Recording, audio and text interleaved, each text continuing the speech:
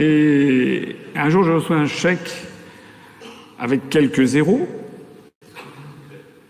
Vous étiez riche à l'époque.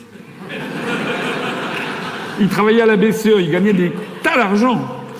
Et je reçois un chèque avec quelques zéros, et puis un chiffre devant quand même, qui n'était pas zéro. Et c'était un chèque de quelqu'un qui adhérait, qui était à Francfort.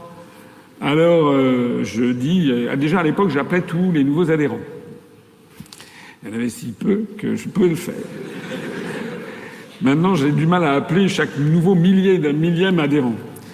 Et puis, je décroche mon téléphone, j'appelle à Francfort, et je tombe sur M. Brousseau, que je ne connaissais pas. Je dis « Allô ?»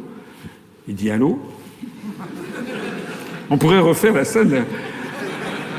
Je dis « Vous êtes M. Brousseau ?» Il dit « Oui ». Je dis « Voilà, c'est François Asselineau, le président de l'UPR. » Il a été choqué, en fait, parce qu'il s'est rendu compte que finalement, le parti auquel il venait d'adhérer, si le président l'appelait personnellement, c'est que ça devait être un truc absolument microscopique, alors qu'il croyait que c'était un gros truc. Non, c'est pas vrai. Non, c'est pas vrai? Non. Bon. Enfin, vous avez été surpris quand même. Non.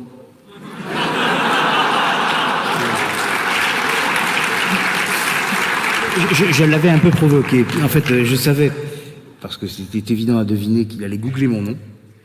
Je savais ce qu'il allait trouver, parce que moi aussi, il m'est arrivé de googler mon nom.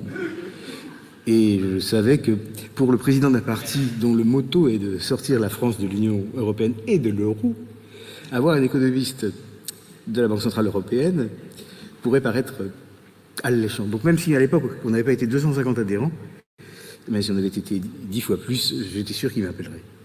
Non, mais non, sauf que non, ce que vous oubliez de dire, c'est que vous ne l'aviez pas mentionné dans la profession. Ah, pardon. Non. Ce que j'avais mentionné, c'était mon nom. Oui. Et je sais que vous savez utiliser Google. Non. Non, il y a mal donne. Je n'ai pas googlisé votre nom. Ah bon ?